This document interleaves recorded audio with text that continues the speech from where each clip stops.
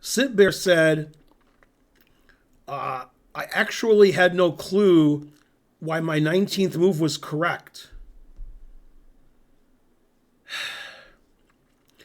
I had no concrete response whatsoever to 19 G takes F6.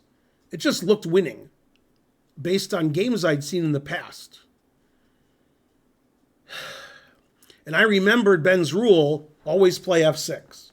Anyway, he kind of just folded instead of making me prove my advantage on the board. So that was nice. Undefeated streak game 6. Now, okay, this is a very strange undefeated strength that he talks about every single week because it's not current. He's talking about a past streak that already is over, and he's going game by game in the streak, which is, I've never seen that. So, like, these games that he sends were played in January, February, March of this year, and that's part of his streak, even though it's November. So the streak probably ended 8 months ago, but we don't know yet because the streak is from before. So there you go.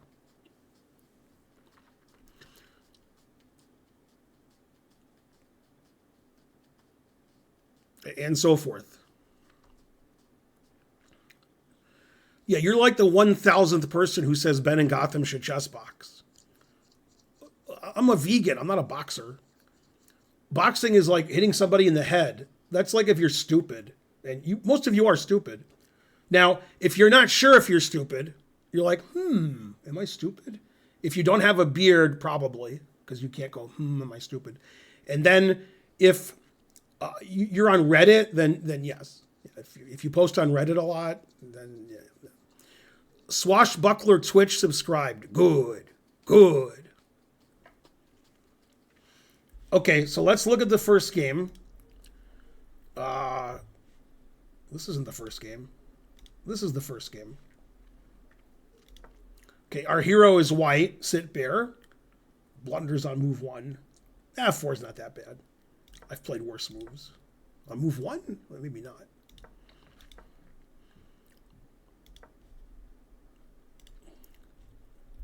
I can tell this is going to be a random move generator game.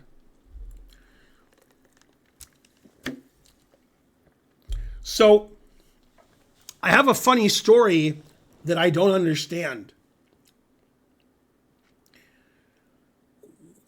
In Manhattan, in the city of Manhattan, in New York, at the chess clubs, it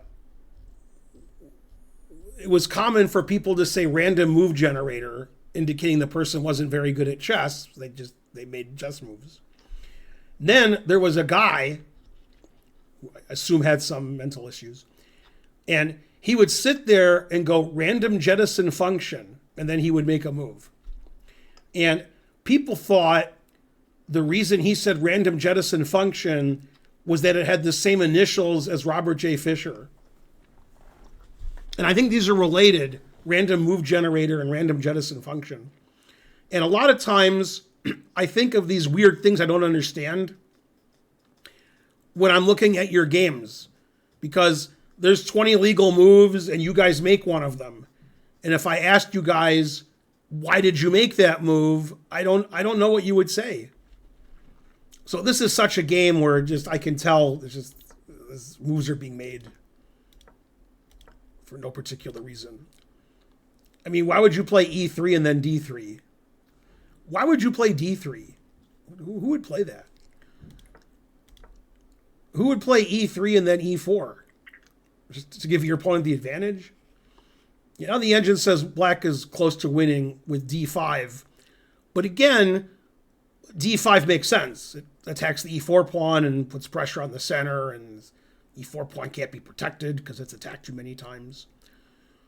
And anyway, so black played D6, which is just a random legal move.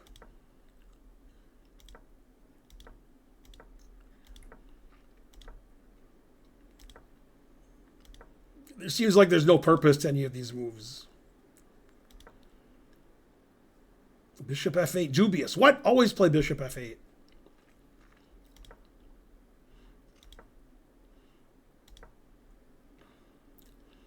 Yeah, and f5's a mistake. Boy, the right way to play for black is something only Magnus Carlsen could understand. Should play c4 and b5. Wow. Knight b8.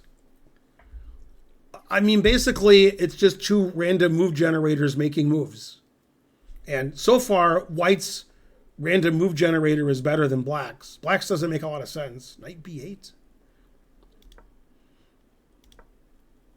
King h8.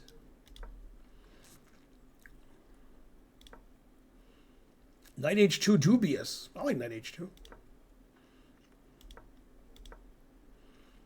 Yeah, you can't play h6. There's a queen on h4 and a pawn on g5 and your king's on h8. h6 is worse than a random move generator because a random move would be better than h6, I think. I always wondered two things. I've taught in schools where the kids are so bad at chess that I don't possess the linguistic skills necessary to explain how bad they are. I don't think anybody could explain. You'd have to just watch it. And I wondered to myself, if I intentionally played the worst move on the board I could find. I'm not saying it's the worst move. I'm trying to play the worst move. Maybe I don't, but I'm trying to. Right? Like maybe I play king f2 and king f2 is an excellent move. Maybe I play rook b1 and the engine's like, you should have played queen h6, that hangs a queen. And you should have played g6, that hangs a queen. So I'm trying to play the worst move, and the students are just playing normal.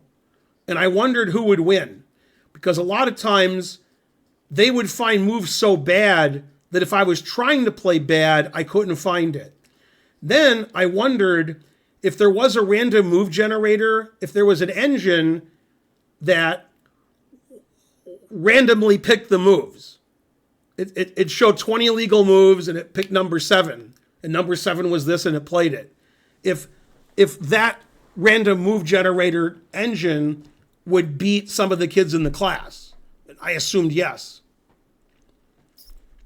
And a lot of times when I look at these games, it reminds me of that. Like random move for both sides, no point to any of the moves. Then somebody plays a move that's like extra bad. So it's like worse than random legal moves. Now, I'm not saying you guys play badly, because you guys play much worse than that.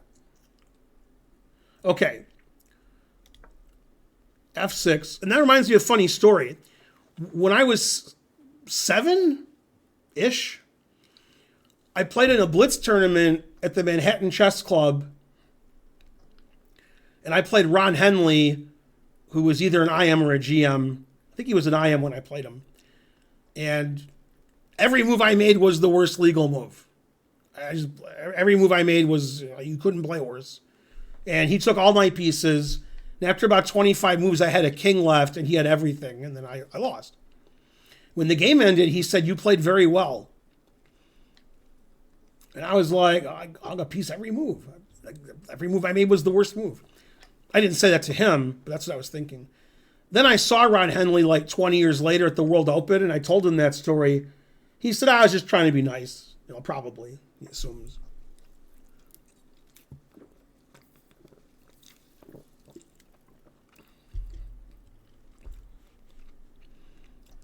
I was 7. It was like 48 years ago. Okay, f6 is a fine move. Yeah, obviously you should take with a pawn, because then you're not down a piece for nothing.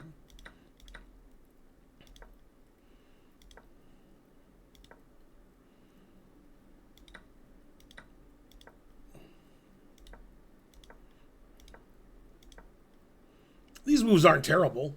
I've seen worse moves. D5's not good, but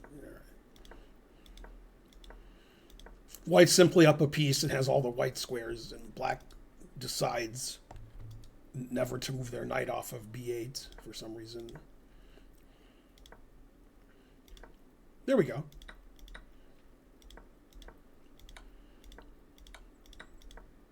Two bishops versus a knight. What else?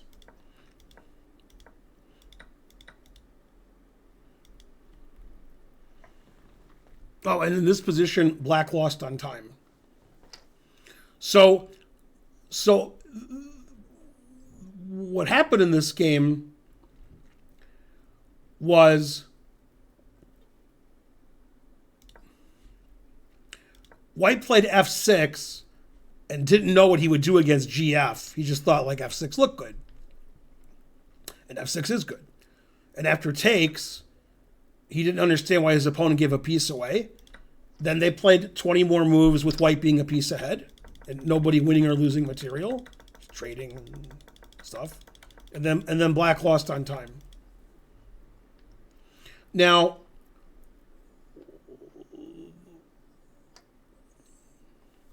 it's hard to believe black lost on time. Maybe he wrote the time symbol because he was in time trouble and stopped writing the moves down.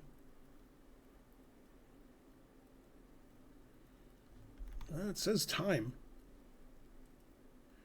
Okay, I don't know how black would lose on time because here's why I don't know why.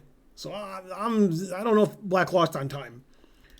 This position, the preamble to the game says that it's 25-minute with a 5-second delay. So that would mean black took 6 seconds or more to play king takes rook with only 5 seconds on his clock. I don't believe that. So I don't understand why the game ended here.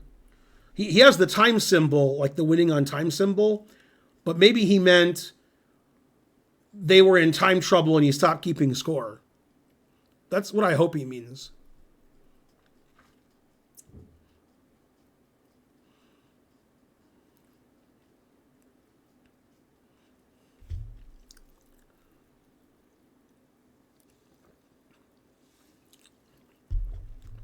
Yeah, what Mark said is probably what happened.